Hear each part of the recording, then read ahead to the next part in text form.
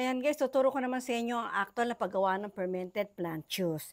Ay, ito yung nakuha natin na mga, yung mga pinagsapala ng ating pipino, ng ating carrots, ng ating apple, at ng ating, dalawang klase lang ang ginawa natin, pipino, carrots, and apple.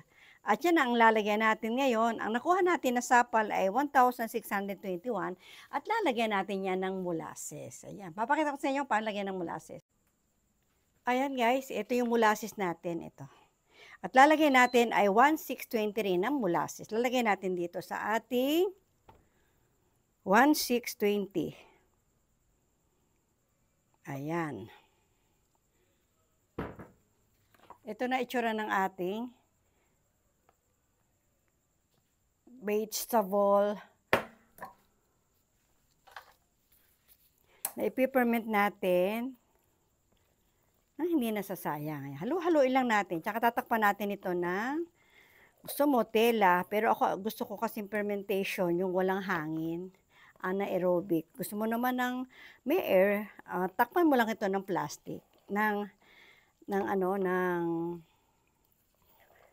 tawag dito, ng katsa, pwede. Damit na hindi mo ginagamit, mga damit na medyo may punit na o luma ng damit. Ayan siya, magmimix siya. Kailangan mamix mo mabuti. Kaya natin ginigiling para tutulungan natin yung mga good bacteria na magkaroon agad, makain nilang mabuti to. Kasi pag pino na madali. At for 20 days, 1 month, meron ka ng fermented at ang bango-bango niya guys. Mabango siya. At napaka-effective niya sa mga namumulaklak, malakas ang kanyang kasi pag sinamahan mo pa to ng banana, balat ng banana, pwede rin, katawan ng banana, banana, pwede rin. Katulad nito guys, papakita ko sa inyo.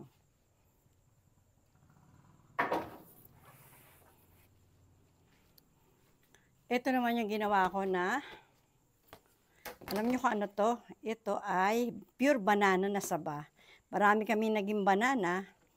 Ginawa ko na lang ganito. Pandili ko din sa halaman yan. Pine-ferment ko siya.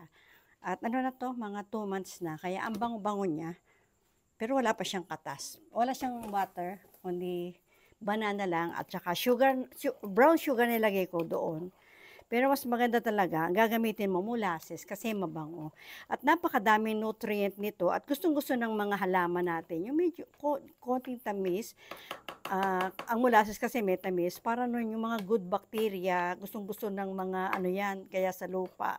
Huwag lang na asukal na na hindi na ferment, lalanggamin naman ang ating halaman.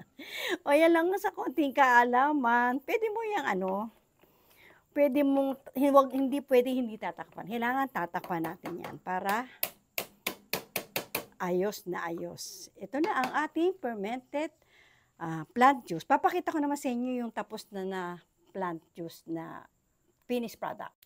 Pag finished product na siya guys, sasalain ninyo at kukunin mo na, ito na siya.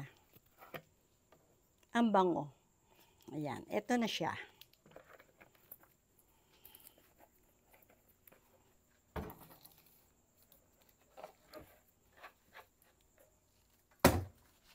Kaya tiyaga-tiyaga lang talaga tayo kung gusto natin na huwag nang gumastos, tipid lang, o ikaw na lang gumawa ng plant juice mo. FFG. Pag FFG, fruits. Pagka naman FPJ, ang probinsyano. Kailangan naman doon mga malunggay, talbos ng kamote, talbos ng kangkong. Kaya marami din akong talbos na kamote, talbos ng kangkong. Pag sobrang dami na ng talbos, haharbisin ko yun at gagawa ako. Marami ako dyan nagawa ko na iniintay na lang ng mga 10 days pa, pwede na namin i-spray sa aming mga mangga. Yan lang. At sa konting kaalaman, nawa ay kayo natuto at patuloy ang pagpapala sa mga inyong lahat. At ang ating topic for today ay fermented fruit juice. Ano nga ito? 50% na mga pinagsapalan. Pwede naman hindi sapal. Pwede na talagang buong carrots, buong apple. Pero yung karamihan, scrap lang talaga yung ginagamit. Pero basta importante, malinis. At 50%, 1:1, at 50% na molasses. Kung wala kang molasses, ay pwede din naman ang brown sugar. Kung gusto mo ng brown, ayaw mo ng brown white, pwede yun. Ayan, yun lang kasi ginagawa ko. Kaya kung ano na yung ginawa ko, yun lang ay tuturo ko sa inyo. Kaya pag napinis na natin ito for 1 month, na-ferment na natin ito, pwede na natin lagyan ng water. 20 ml or 15 ml sa 1 litrong tubig, pwede na nating spray. Okay ba yun, guys? God bless you all and more blessing. Ito muli si Doña Sally nagmasabi sa inyo na ang buhay natin ay paganda ng paganda, pabuti ng pabuti, payaman ng payaman, at sipag lang ang ating kailangan upang tayo ay umasenso. God bless you all.